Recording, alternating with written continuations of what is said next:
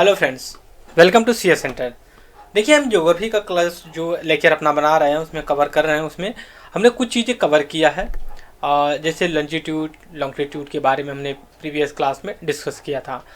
आज हम यहाँ पे डिस्कस जो करने वाले हैं उस टॉपिक को देख लीजिए क्या है। उस टॉपिक का नाम है अर्थ। अर्थ जो मोशन करती है, मतलब अर्थ देखिए ना, दो तरह से मोशन करती है, राइट। ये हमें सभी लोग बचपन से पढ़ते आ रहे हैं, दो तरह से मोशन करती है। एग्जाम्पल के थ्रू हम यहाँ से थोड़ा सा देखते हैं कि ये मान लीजिए सन है, ठीक है। अब क्या है कि अर्थ है, यहाँ पे ये अर्थ है, मतलब पृथ्वी है। ये क्या है, ये एक अपने ये एक्सिस पे घूम रही है और एक ना सन के चारों तरफ घूम रही है, इस तरह से स्पेरिकल सर्कल में। जो अर्थ अपने एक्सिस पे घूम रही है ना, उसको रोटेशन बोलते हैं, और जो सन के चारों तरफ घूमती है उसको रिवोल्यूशन बोलते हैं, राइट। ये बेसिक इंफॉर्मेशन थी। दो तरह से इसका रोटेशन, अगर आपसे कोई पूछे अर्थ कितनी तरह से रोटेट करती है, तो एक देखिए यहाँ पे रोटेशन, रिवोल्यूशन, ठीक है। ये दो वर्ड होते हैं। रोटेशन का अपने एक्सिस पे और ये अराउंड सन के पे घूमती है। आगे हम और डिस्कस करेंगे इससे क्या निकल करके आता है और इससे क्या होता है। सबसे पहले हम रोटेशन के बारे में देखते हैं। देखिए स्प्रिंग मोशन, देखिए स्प्रिंग मोशन मतलब ऐसा नहीं है कि ये एक पर्टिकुलर इसमें होता, वो पर्टिकुलर होता है, थोड़ा इलिप्टिकल होता है। ये इस तरह से होता है, इलिप्टिकल लटकी हुई है उस पाथ में घूमती है, वो उसको रोटेशन कहते हैं। दूसरी चीज, ये डायरेक्शन क्या है इसका, ये सबसे बड़ी इंपॉर्टेंट है। ये मतलब वेस्ट टू ईस्ट, मतलब एंटी क्लॉकवाइज घूमती है। मतलब क्लॉक होती है हमारी, ये क्लॉक ए इस तरह से मूव करती है, यहाँ 12 बज गया, 3 बज गया, 6 बज गया, 9 बज गया, ये इस तरह से रोटेट करती है। लेकिन जो अर्थ होती है ना, वो एंटी क्लॉकवाइज घूमती है। ये भी चीज़, दूसरी ये भी चीज़ है, आप प्रैक्टिकल में देख सकते हो कि जब आप साइकिल या कोई चीज़ को अगर टर्न करना चाहते हैं तो लेफ्ट हैंड साइड होता है ना, बड़े आसानी से मैनेज हो जाता है। लेकिन आप अगर इस साइड राइट हैंड साइड में करें ना, बहुत दिक्कत होती है। आप रियलाइज कर सकते हो, हमेशा हम राइट हैंड साइड करते हैं, सारे काम कंफर्ट होते हैं, बट यही जो एक है, ये क्यों होता है, इसके पीछे रीजन है कि अर्थ जो अपने एक्सिस पे एंटी क्लॉकवाइज मूव करती है। दूसरी चीज़ यहाँ पे देखिए, north pole through north pole and the centre and the south pole, ये उसे फिर एंटी पोल होता है एक। फिर उसके बाद अब देखिए, जो अपने एक्सिस पे घूमती है ना, वो एक बार वो 24 आवर मैक्सिमम हम मान लिया जाता है, लेकिन एग्जैक्ट 24 आवर नहीं होता है, वो 23 आवर 56 मिनट 4 सेकेंड, ठीक है। और यही जो 3 मिनट और 56 मिनट बचता है ना, हर 4 साल पे एक लीप ईयर आता है, राइट। इसी से हम निकाल के, जो ये ज़्यादा हो रहा है थोड़ा सा, सॉरी, ये 4 मिनट इधर बच रहा है और 4 सेकेंड इधर, 3 मिनट और 56 सेकेंड, यही ऑलमोस्ट 4 मिनट मिला करके हम ये कहते हैं कि हर साल 4 मिनट जो हर दिन जो कि आपका 4 मिनट बच रहा है, 12 करिए तो उसको मतलब अगर एक साल में कैलकुलेट करेंगे तो 1 डे मतलब 24 आवर के बराबर होगा। दूसरी चीज़ है कि जब अर्थ रोटेट करती है ना, तो उससे क्या होता है, देखिए डे और नाइट होती है। मतलब डे और नाइट, यहाँ पे देखते हैं डे और night occur due to rotation.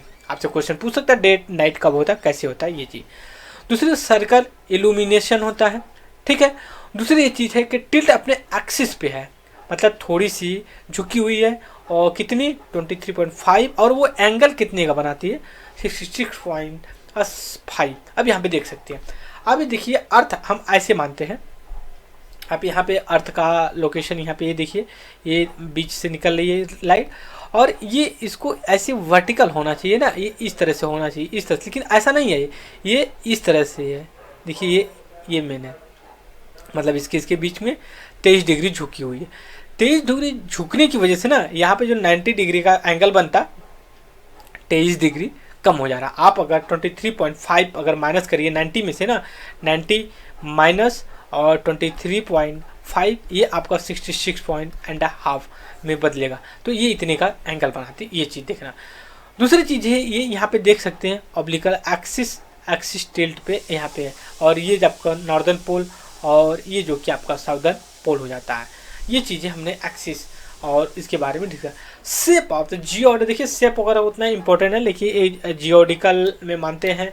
Next आते हैं अर्थ रोटेशन, स्पीड कब होती है, सेंट्रीफ्यूगल कब होती है, ये सारी चीज़ें हैं, ये उतनी इम्पोर्टेंट नहीं है। देखिए होता ये है कि अर्थ अपनी एक बैलेंस पे होती है, ठीक है, एक अपनी तरफ अट्रैक्शन करती है जो अपने एक्सिस पे घूमती है ना, तो एक अपनी तरफ अट्रैक्ट करती है, और एक बाहर की जो फोर्स है उस पर बैलेंस ये बना करके है, ठीक है। इसको जो अंदर ग्रेविटी हम बोलते हैं, जिसे कहते हैं कि अगर कोई चीज़ फेंकिए तो वो अंदर ही आती, तो न्यूटन का ये डिस्कवरी रही, तो आप मान सकते हैं कि ये जी की वजह से आता है। ये अर्थ जी जो क्या बोलते हैं ग्रेविटेशनल फोर्स है वो ड्यू टू अर्थ मतलब कि होता है। दूसरी बात है जो जियो स्मॉल जी ग्रेविटेशनल फोर्स लगता है लेस इक्वेटर पे होता है, मतलब ऑलमोस्ट जीरो पे ही होता है, लेकिन ज़्यादातर जो कि ये आपका पोल पे होता है। ये जो जी की वैल्यू है ग्रेविटी, इसको आपको समझने में आएगी जब आप वो पढ़ेंगे, क्या बोलते हैं कि क्लाइमेटोलॉजी का जब वो पार्ट पढ़ेंगे ना, प्रेशर बेल्ट पढ़ेंगे, तो उसको आपको समझने में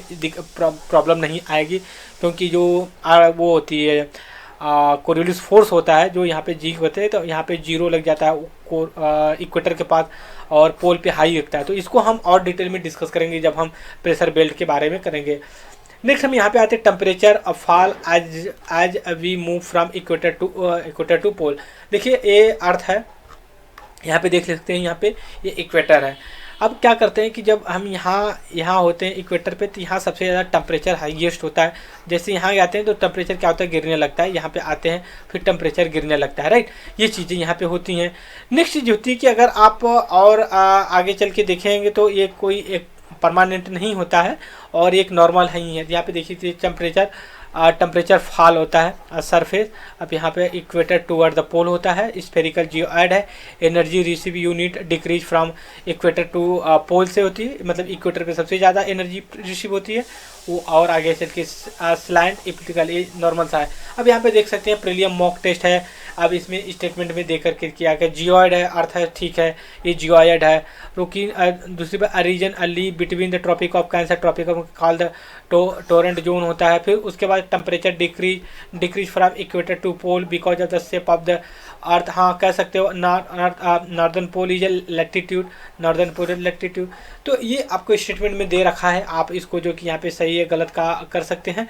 आप यहाँ पे देखिए नॉन आर फॉल्स, मतलब डी, आल मतलब जो है कि ट्रू है, ठीक है।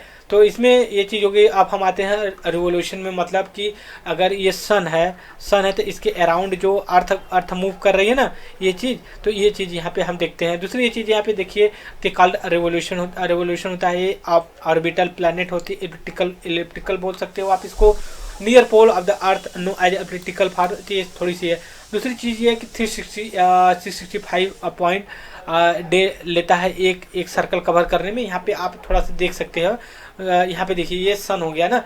अब सन यहाँ पे ये सन हो गया, ये यहाँ पे आपका सन हो गया। आप समझ सकते हो कि यहाँ से लेकर के यहाँ तक पूरा कवर करने में आप इसको 365 दिन के आसपास लग जाता है, ठीक है। और आप देख सकते हो कि मार्च जब होता है ना, अब यहाँ पे देखिए मार्च 21 है, इसका लोकेशन आप एज्यूम कर सकते हो। फिर उसका दिसंबर है जो विंटर का होता है। विंटर का मतलब इस सन का लोकेशन जो कि साउदर्न हेमिस्फेयर में होता है, नॉर्दर्न हेमिस्फेयर और साउदर्न हेमिस्फेयर। यहाँ पे समर है, यहाँ पे जो कि विंटर है।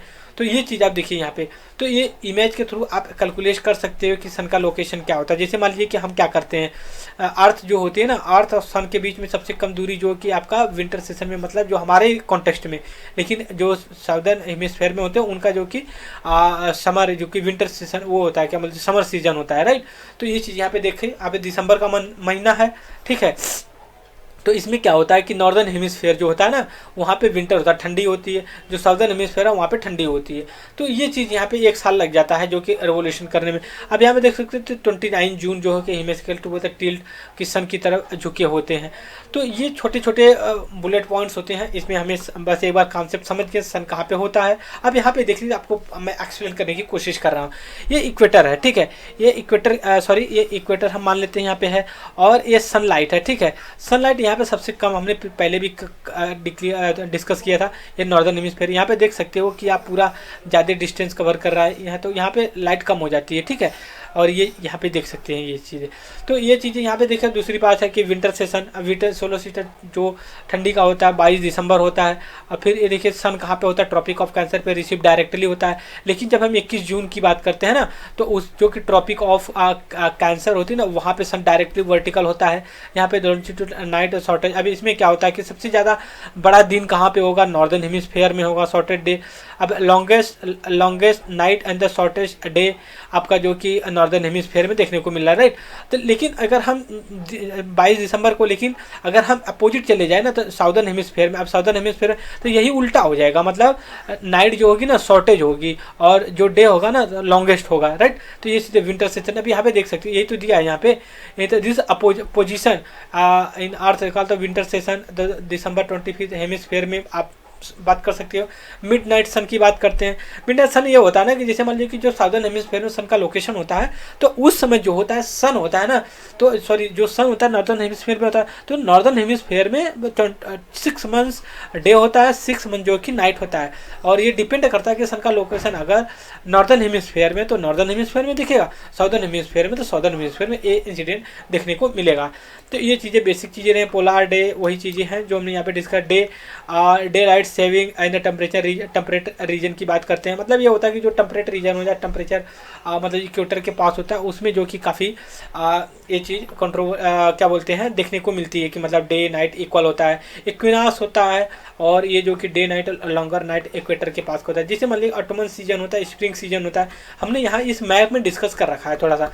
यहाँ पे आप देख सकते हैं क्या बोलते हैं, ऑटोमन स्प्रिंग होता है जब मार्च होता है ना, ऑटोमन स्प्रिंग। आप मार्च में कैलकुलेट कर सकते हो कि सन का लोकेशन कहाँ पे होगा, ठीक है। ये स्प्रिंग होती है, ऑटोमन्स होता है। और ऑटोमन जो कि आपका स्प्रिंग यहाँ तो विंटर सेशन में, फिर यहाँ पे विंटर नॉर्दर्न हेमिस्फीयर में होता है। तो यही बात वहाँ पे समझाई गई, यहाँ पे एक मैप के थ्रू आप देख सकते हैं। तो ये हमारी बेसिक डिस्कशन रहा जो कि ज्योग्राफी को लेकर के हमने डिस्कस किया। अब यहाँ पे देख सकते हैं हॉरिजॉन्टल, ये थोड़ा सा कॉम्प्लिकेटेड है लेकिन हम उसमें अंदर नहीं जाएंगे। अब यहाँ पे देखिए ये पेरीफिलियन एपिफिलियंस को लेकर के, जब सन देखिए यहाँ पे लिखा है अर्थ सॉरी अर्थ जब रिवॉल्व करती है ना अर्थ के अराउंड, और जो कि इलिप्टिकल ऑर्बिट में सन के करती है। दूसरी बात है जब सन क्लोजेस्ट होता है ना, अर्थ और सन क्लोजेस्ट है पेरीफेरियल बोलते हैं। जब अकर मतलब दूर होता है ना, ये 2 बार 2 week after the December solar system होता है। दूसरी बात एपिफिलियन जब होता है ना, जब सबसे दूरी है तो फारदेस्ट होता है अर्थ और ऑर्बिट के बीच में। और ये जो कि आपको जून में देखने को मिलता है। बट ऐसा होता है ना कि हमें एहसास होता है, नॉर्मल लोग यही करते हैं, लेकिन जब आप इसका लोकेशन देखेंगे ना, तो सन और अर्थ के लोकेशन से आप कैलकुलेट करिएगा, तब आपको रियलाइज होगा कि ऐसा क्यों होता है, ठीक है। दूसरी चीज़ है यहाँ पे how much does the elliptical orbit effect weather, इतना ये इंपॉर्टेंट हमारे लिए नहीं है। तो ये हमने बेसिक चीज़ें अपने एग्जाम्स के पॉइंट ऑफ व्यू से हमने डिस्कस किया, और आगे हम ऐसे डिस्कस करेंगे। नेक्स्ट हम अपना वीडियो बनाएंगे इस पे, क्या बोलते हैं आगे चल के क्लाइमेटोलॉजी का जो हम प्रेशर बेल्ट वगैरह पड़ जाता है, हम उसको डिस्कस करेंगे कि एटमॉस्फेरिक कंपोजिशन के बारे में हम डिस्कस करेंगे। सो इस वीडियो में बस इतना ही। Thank you very much the discussion.